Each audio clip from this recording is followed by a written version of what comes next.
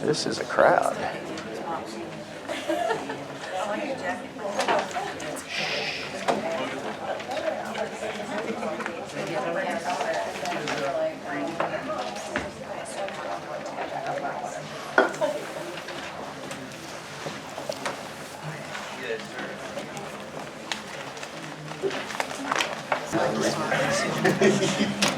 Sure you can.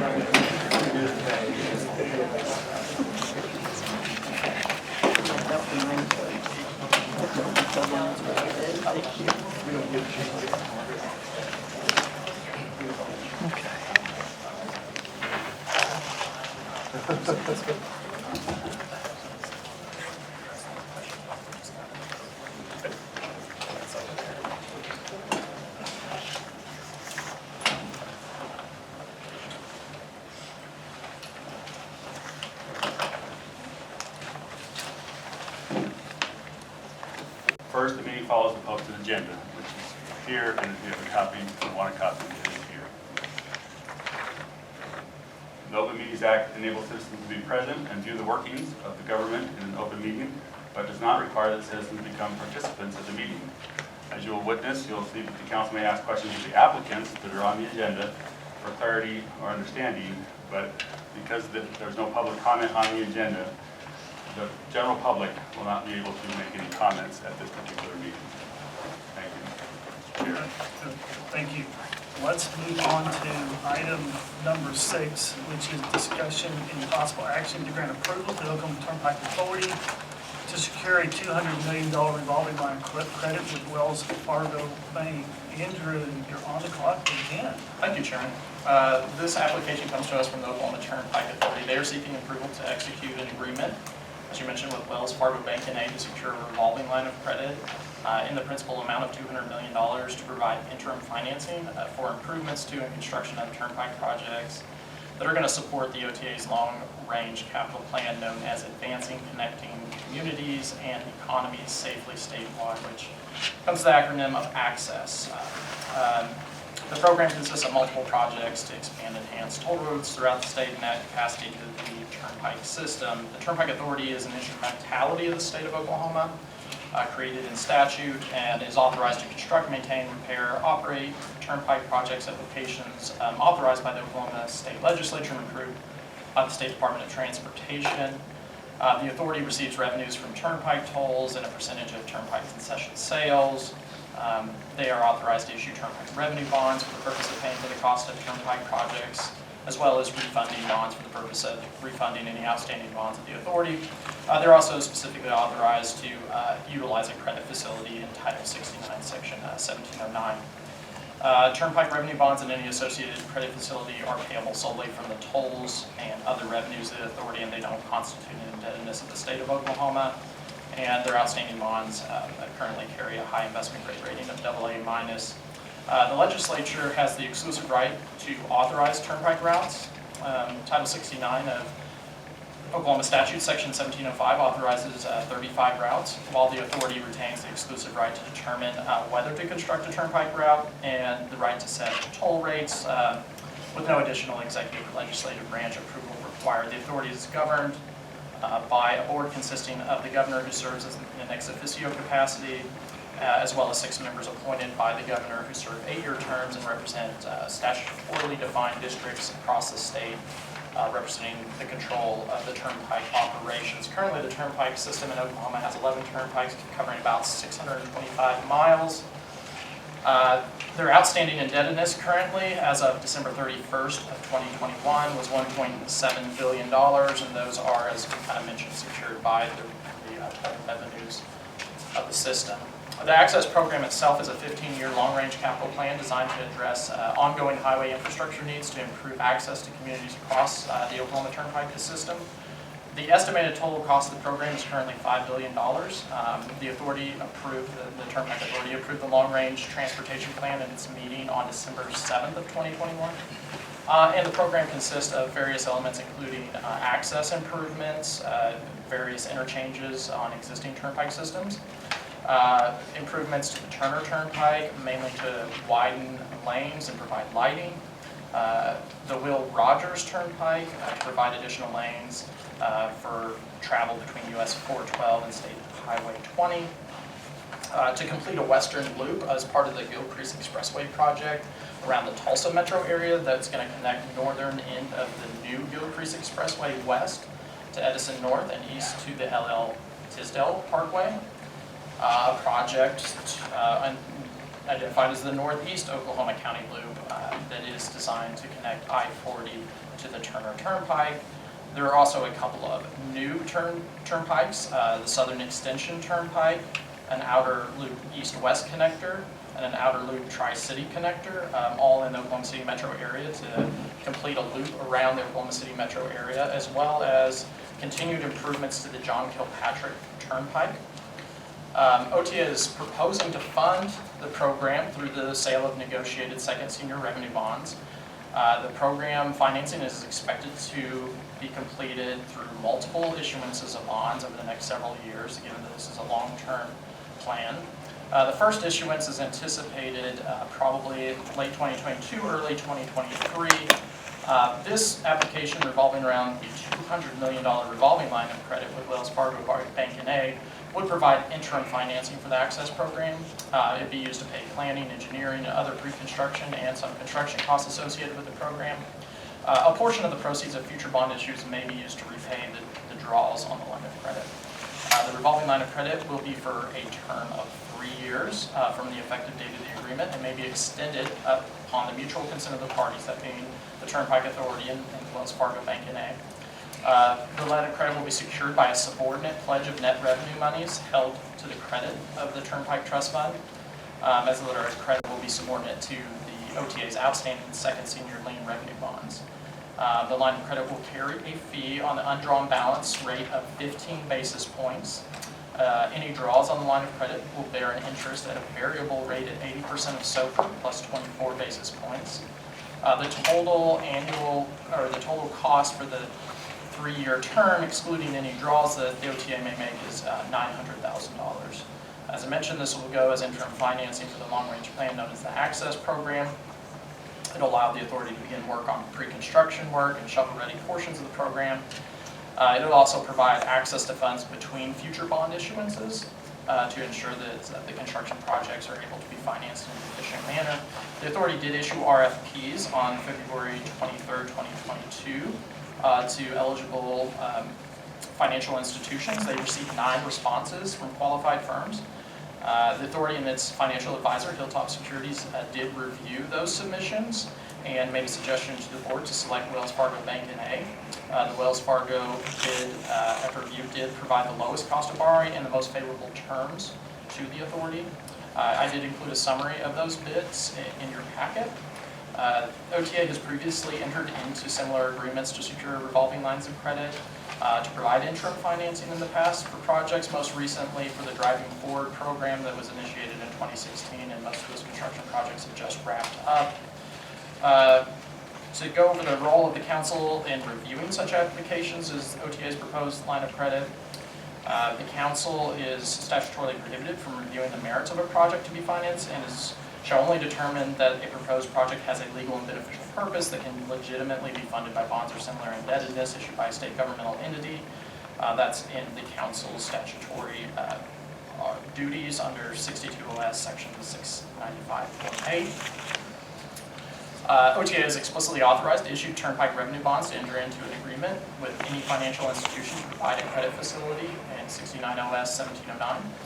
The OTA board approved a resolution authorizing the execution of the credit facility on January 25th of 2022, and then on April 26th, just a few days ago, the OTA board also approved the line of entering into the agreement specifically with Wells Fargo Bank N.A. in that principal amount of $200 million. Some additional information, well, one thing I should say, I already mentioned it, but just reiterate that any obligations, whether they're bonds or in this case the revolving line of credit, issued by Turnpike Authority or secured by the revenues of the authority, they are not indebtedness in the state of Oklahoma. There's no full faith and credit or general taxing power of the state that's pledged to these repayments of these financial obligations.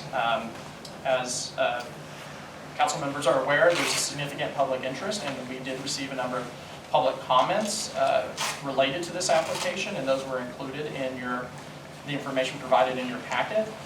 Additionally, a recent development as of yesterday, litigation was filed in Cleveland County challenging the legal authority of the Turnpike Authority to construct the new construction portion of the access program, namely the Southern Turnpike Extension, and the outer loop east-west connector and the outer loop tri-city connector.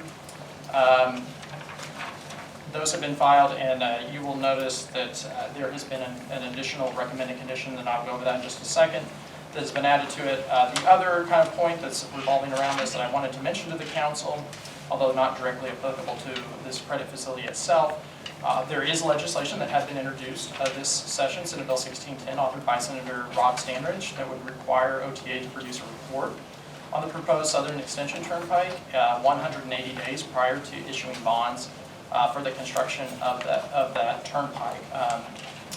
So in the event that when the Turnpike Authority applies for authority to issue revenue bonds, that legislation may impact at this time. It has not been adopted. My understanding is it is in conference. So we'll see through the remainder of the legislative session what happens with Senate Bill 1610, but it may be important for future applications that come before the council. The recommended conditions, if the Council of Bond Oversight approves the request for the Oklahoma Turnpike Authority to execute this revolving line of credit with Wells Fargo Bank N.A., is a receipt of the credit agreement executed by OTA and Wells Fargo Bank, receipt of notice to the State Treasurer's Office of any extension of that credit facility beyond that initial 3-year term, notification of the State Treasurer's Office of draws made on the credit facility, and utilization of interim financing in compliance with all state and federal laws applicable at the time of the draw. We have added a fifth recommendation since I submitted these packets to you and provided this information to you. The fifth recommended condition is resolution of case number CV 2002-1692, Pike Off OTA Inc. versus Oklahoma Turnpike Authority in favor of the Oklahoma Turnpike Authority prior to any draws on the revolving line of credit for expenditures related to the Challenge Access Program projects, which are the Southern Extension Turnpike, the Outer Loop East-West Connector, and the Outer Loop Tri-City Connector.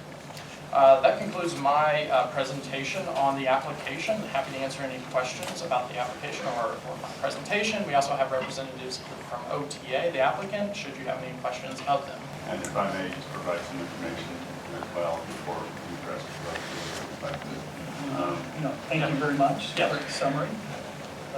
just 2 points as you deliberate on this and discuss this.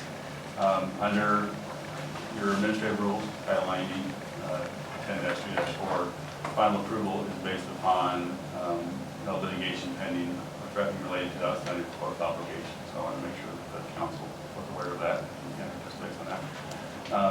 In the petition, for that matter, I just wanted to point out this information is that one of the pleadings is that it talks about the OTA has further taken such unauthorized, unlawful, overt acts by initially approving $200 million line of credit to be secured with assumed future bond issues and applying for approval of the line of credit with the Oklahoma Council of Bond Oversight. The line of credit with finance fund work completed already be performed and be performed on the active turnpike projects, including the ones discussed, the south extension, the outer loop east-west connector, and the outer loop tri-city connector. I just wanted to bring that to your attention as part of the litigation as well as with the responsibilities of the council. I'm going to ask Andrew or OTA. Yeah, and I should add also that the recommended condition follows precedent of the council from 2016. The last time the Turnpike Authority brought forth before the council an application for, at that time it was for revenue bonds related to the Driving Forward program. There was litigation filed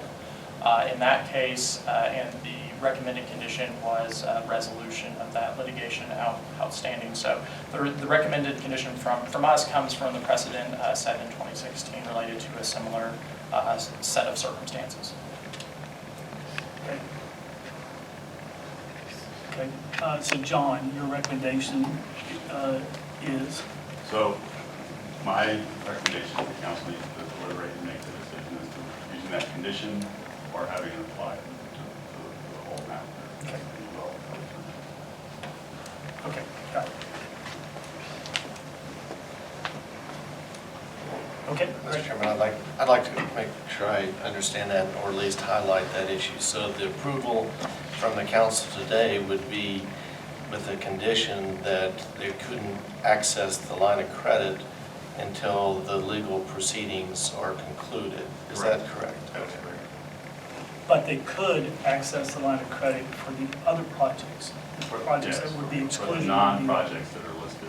That are not under litigation. That's right. And there, it appears to be like there are 3 that are under litigation in that. Correct. Okay, great. So the 200 could be, yeah, and that's what the fifth. The added recommended condition, yeah, given the late filing, sorry, I was not able to provide that with more advance notice to the council. Love to hear from OTA. Mr. Chairman, Mr. Treasurer, council members. Again, the Turnpike Authority regularly uses lines of credit whenever we are undertaking a new program. Access Oklahoma certainly is a long-range plan, which differs a little bit from some of the recent approvals that the Turnpike Authority has sought. We're looking at a 15-year view into the future. And again, I think when you look at Access Oklahoma, certainly there's been a lot of attention and a lot of discussion on the projects in South Metropolitan Oklahoma City, Norman and Moore area. We're mindful of all of the legal activity and proceedings that are going on, certainly attentive to that. We believe the Turnpike Authority will ultimately prevail. However, certainly are mindful of the conditions that have been discussed here today. I believe what I would emphasize is when you look at Access Oklahoma, it's certainly focused on the I-35 corridor and the traffic patterns that we are seeing develop there. Again, I think one of the things that I would call to your attention is the state of Texas right now is working on an 8-lane project at the Red River. We are in a partnership with them to try to bring that 8 lanes across the Red River and get it into Oklahoma. The 35 corridor and the traffic patterns that we're seeing, traffic volumes, are not going to reduce over time, especially that which is coming into the metropolitan area. Those reliever routes that are being proposed are part of a long-term solution that'll help manage that traffic in a capacity-constrained corridor. It's very difficult to widen and add capacity to the existing corridor because of the conditions that exist out there today. So again, we're looking long-term to try to put some improvements in place to provide alternatives for travel in the future. But Access Oklahoma is much more than that. It also is beginning to look at the needs in the Turner Turpike corridor and the need to reinvest back into that facility, much as we've done on the east end with the 17-mile section where we've added additional capacity there. We've made that facility much safer for the traveling public, and quite frankly, all 70 miles over time needs to have that same treatment, and that's reinvesting back into the network. We're also adding new interchange and access points across much of the Turnpike network. We have safety concerns. When the Turnpike Authority originally conceived the Turnpike network, we didn't have a lot of interchange locations because of the nature of toll collections. So today, as we move more into a cashless tolling environment, we can use more conventional interchange designs. That'll allow us to introduce some new access points, which is part of this program. That not only helps and benefits communities that were otherwise bypassed with the Turnpike network, it also represents a reinvestment back into, again, the safety of the traveling public. Also work, as Andrew has described and did a really good job talking about the overall context of the reinvestment back into the existing network and the South Loop. So, Mr. Chairman, I'd stand for questions that the council may have. Just stay there just in case. Any questions or comments from the council? Will any draws on this $200 million letter of credit be used toward the projects that are currently under litigation? Mr. Chairman? Yes, please. Go ahead. Not until the conditions of a potential approval are met. And again, if I might, Yeah, absolutely. again, make sure I understood the question correctly. Specific to the projects and the routes that have been defined in the petition that's been filed in Cleveland County. Right, yes. Any other questions from council?